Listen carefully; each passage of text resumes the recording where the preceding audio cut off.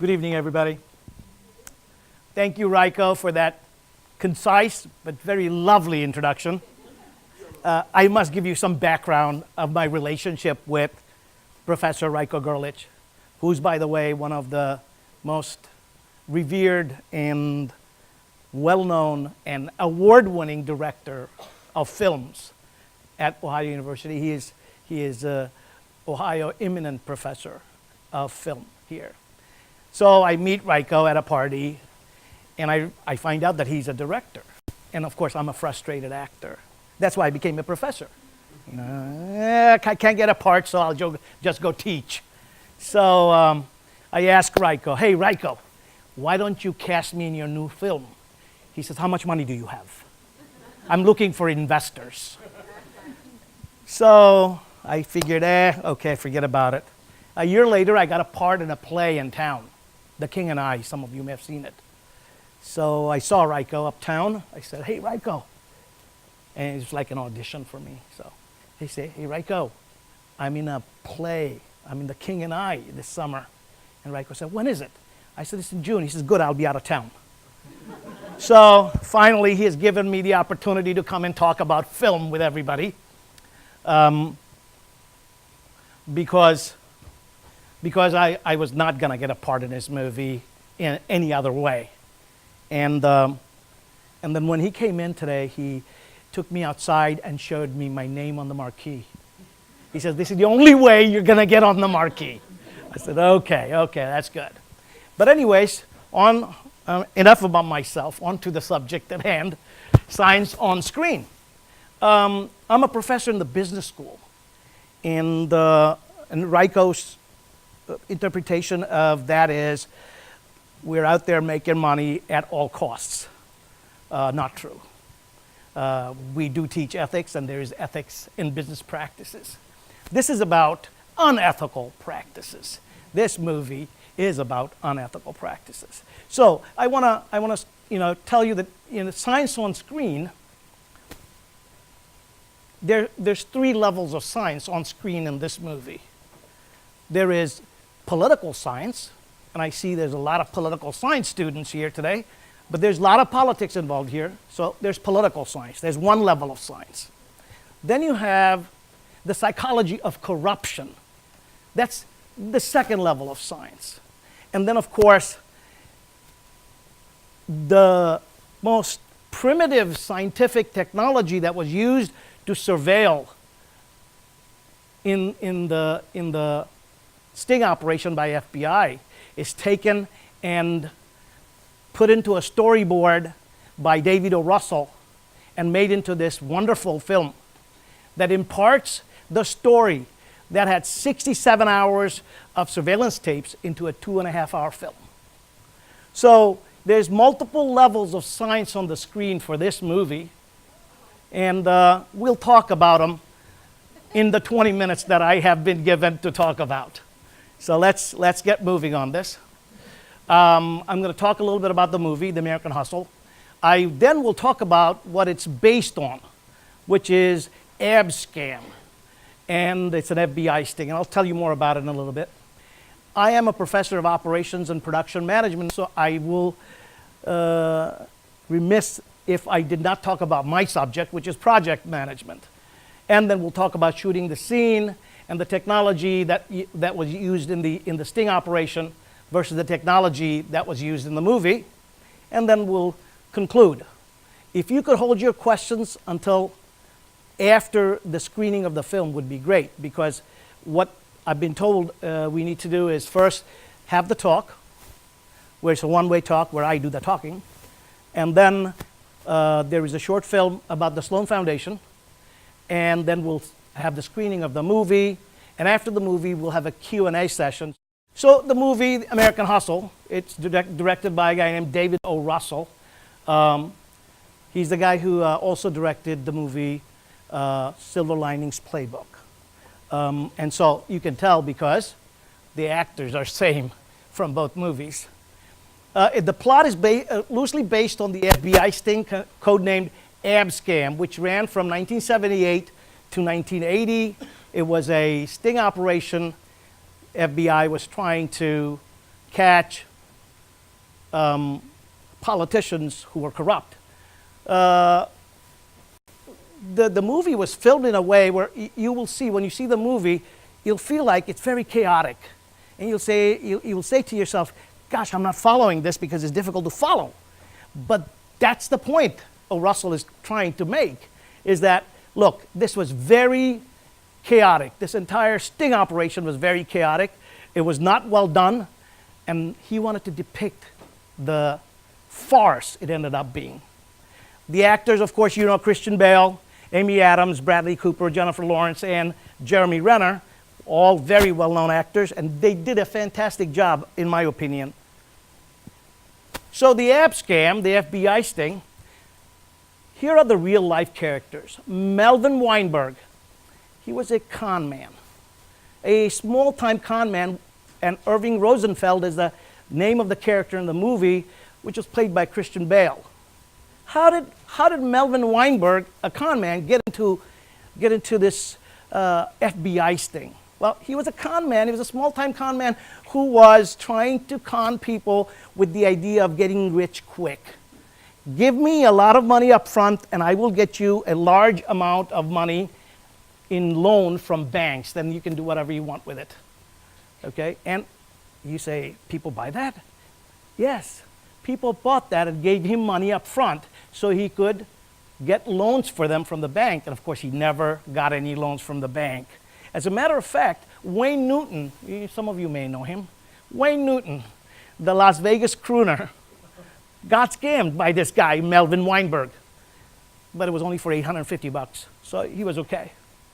Marie Weinberg is Melvin's second wife, okay? And the character in the movie is Rosalind, which is Jennifer Lawrence, who played it.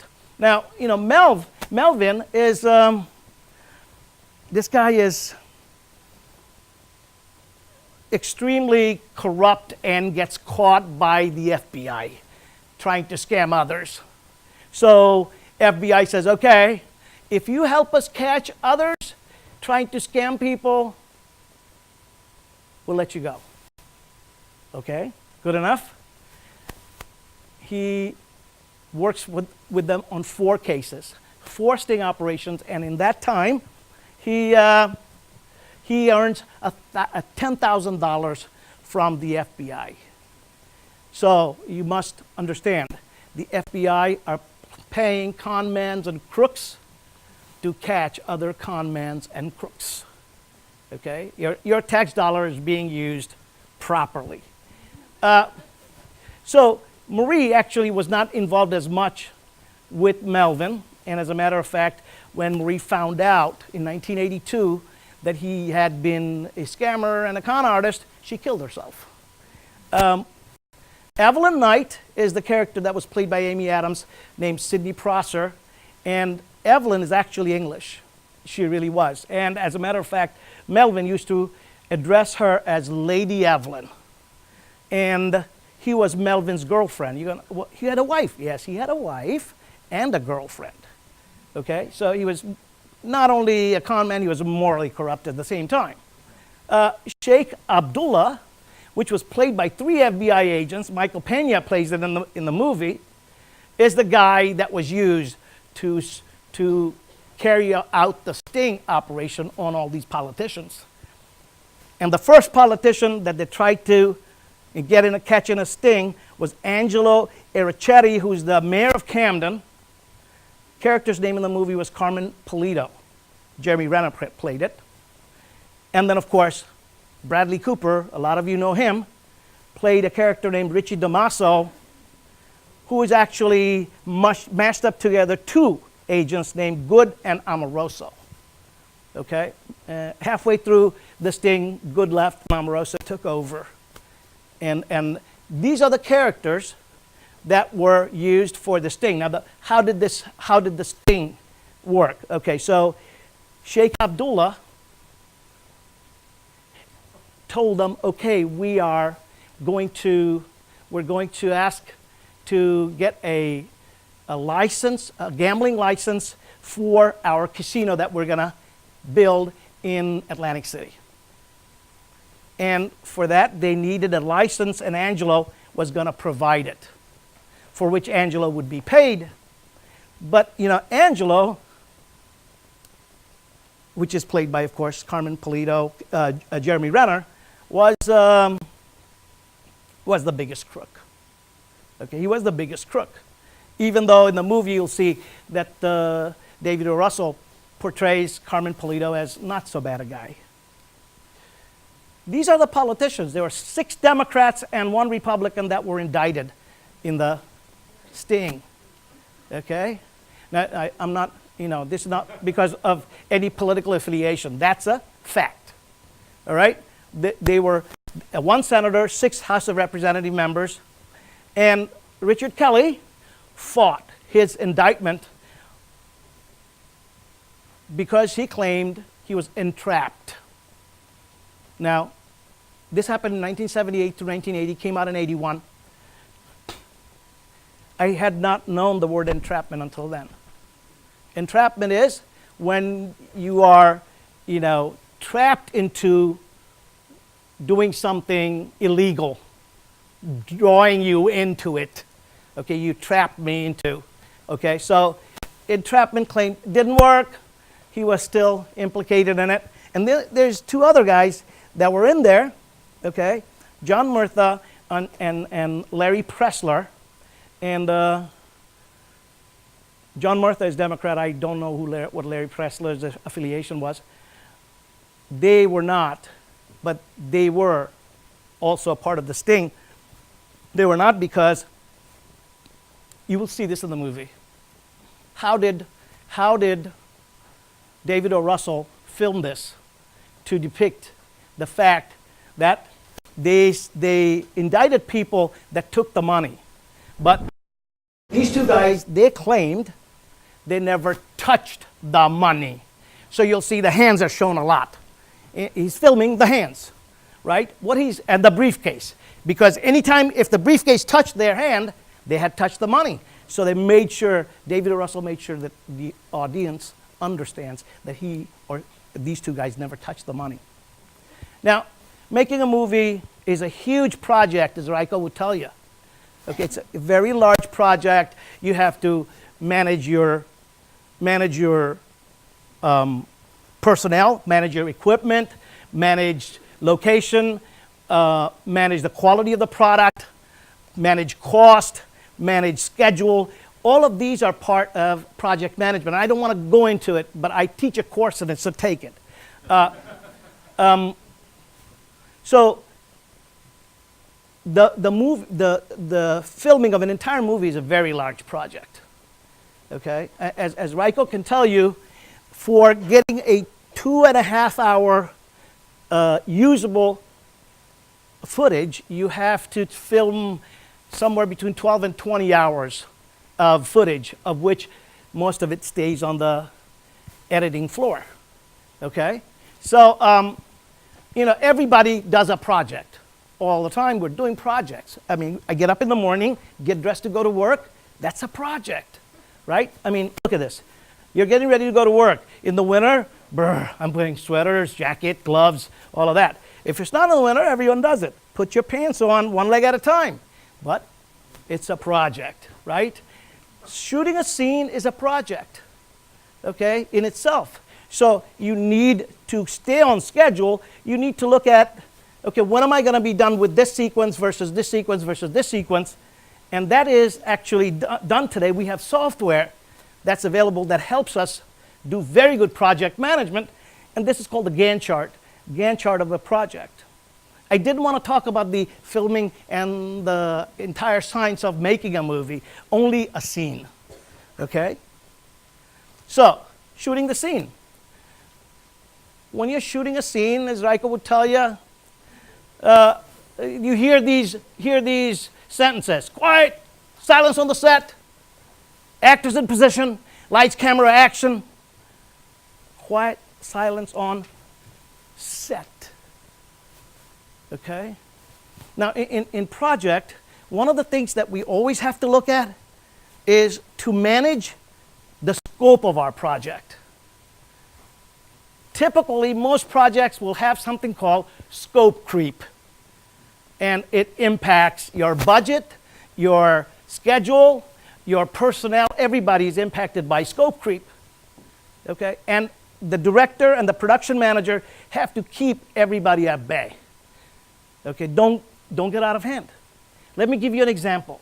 There was a movie shot in 1961 named Mutiny on the Bounty. It was shot on location in Hawaii. And it ended up costing $19 million in those days, which is equal to about $400 million today, in 1961. And guess how long it took to shoot? 12 months. Typically, Ryko shoots his film in 24 hours. No, I'm kidding. 30 days. So it took the directors. You go, directors? Yes. Halfway through the film, they fired the first director, brought in the second director. After 12 months, the movie wasn't still finished because Brando didn't like the last scene. Scope creep. That's what we call it in project management. Okay? So filming a scene is not as simple as quiet on set, actors in position, lights, camera, action. But there's got to be a lot that happens before that. Let me give you another example. Cleopatra. You've heard of that movie, Cleopatra, with Elizabeth Taylor and Richard Burton. $40 million. It cost $40 million to make. The most expensive movie ever made, even with all the inflation and everything. And guess what happened? Halfway through the film, they fired the director. New director comes in, he said, I don't want this set. Get rid of this set. We'll film a new set, build a whole new set. Scope creep. To film a scene, you need a set. Okay? And there is so many people involved. Now I'm coming back to 2015 after having talked about 1961. Those of you who watch the TV show Game of Thrones.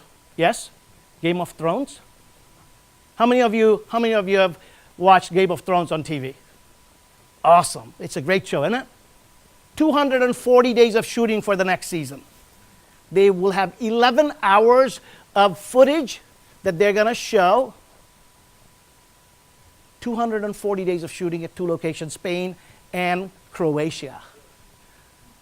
And the number of people behind the scene, over 1,000. 160 actors, and behind the scene, 1,000 people. Okay? So, what happened with the scam was this. In 1970, the US Congress passed an act called the RICO. R-I-C-O. Okay? Which is Racketeering, Influenced, and Corrupted Organization Act. 1970. Okay? And of course, you all know in 73, Nixon resigned. In 1978, Carter is the president. And in 1980, the 7 congressmen are indicted under the RICO because they took the money. Okay? What happened was when Carmen first came and FBI set up the sting, they were going to just indict Carmen. But then he brought in all the congressmen. So then it was not just getting a gambling license for the casino. Now the Arab Sheikh wanted a citizenship. And so they had to bring in the immigration officers. Okay? So it just, are you noticing? There is scope creep in this project. The FBI scam was a project. There was scope creep in that project. And David O. Russell made a film about a project. So it was a project about a project. A project that was a total farce. So how would David go about doing this? It was extremely chaotic. Abscam was just extremely chaotic, personnel changes, people leaving, just like Mutiny on the Bounty and Cleopatra. Okay? Abscam had very low support from the Justice Department. It was a very low budget sting operation. $32,000 was the budget for the Abscam originally. It was farcical, okay? They were going to RICO. Ericetti ended up RICOing 7 other congressmen, 3 counselors from Philadelphia, and an immigration officer, as well as Ericetti. So the problem with this was the scope got bigger and bigger. Now, David O. Russell had to film this thing, this huge problem, okay? So he tried to bring the chaos of the sting to the screen by shooting the scenes in a way that would look like the farce it really was. Okay, so the problem, if you don't have a background on it, if you don't know what was happening, watching the movie will make you leave. It was really hard to follow, kind of thing, because the way he was depicting the story. The technology Abscam used: one hidden camera, one hidden microphone, and very low lighting. This is what it looked like. You guys can handle 4-letter words, right? Good. There's some 4-letter words in this scam here. In a short while, I'm expecting a meeting between myself, Mel Weinberg, Howard Crichton, U.S. Congressman John Murtha. In front of me is $50,000 in 5 packets. Each packet contains $10,000 in $100 bills. I'm placing this money in the desk drawer directly in front of me.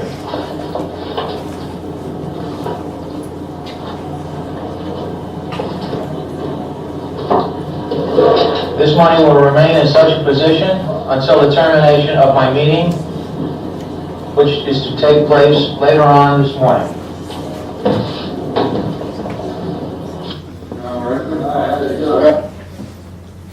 You see how grainy, bad lighting, the sound was awful. And to be true to life, if David O. Russell filmed that in that way, none of you would come to see this, right? Instead, he used, in those scenes, he used 3 cameras. 3 cameras from different angles. He took different, he set up the 3 cameras to focus on different things in the scene, so you could watch it from the perspective, as if your eyes are moving around, looking at things. He filmed it so that you could get the perspective of the FBI agents that were sitting in that room at that time. Okay? Not the guys playing the FBI agents in the real world. Okay? They had great microphone and boom, amazing lighting, jibs, proper costuming. All of that was necessary to film that scene that you just saw. Was with one camera set up in the corner somewhere with a microphone that was not recording very well, and that's all they needed to catch those guys. And so this is where the art of film and the science of film meets. The art of film is the director starts with his or her visualization of the scene in a storyboard, creating a storyboard, and shares his vision with the cameraman and the cinematographer and the light and the sound and the audio. Okay? And then do 12 takes to get it right. Okay? And eventually get it right. Okay? And you may say, okay, you can take also from different perspective. They fix it on the editing floor. So the scene that you see is not exactly everything that they shot for that scene. It was eventually brought together in the editing floor, and the director has to visualize all the possible ways that picture can be taken, that scene can be filmed. So, post-Abscam, what did we get as taxpayers? What did we get? Congress enacted new laws protecting government officials from being surveilled in a certain way. Okay? So if they want to be, if they want to make a deal with someone, the FBI cannot surveil them. All right? RICO was obliged to indict the 7 congressmen and the 2 others. Okay? And of course, Congress enacted these laws. I'm sitting there going, my God, we can never our politicians are a lot more honest these days, right? Okay, so I recently heard a very, very famous philosopher speak on TV.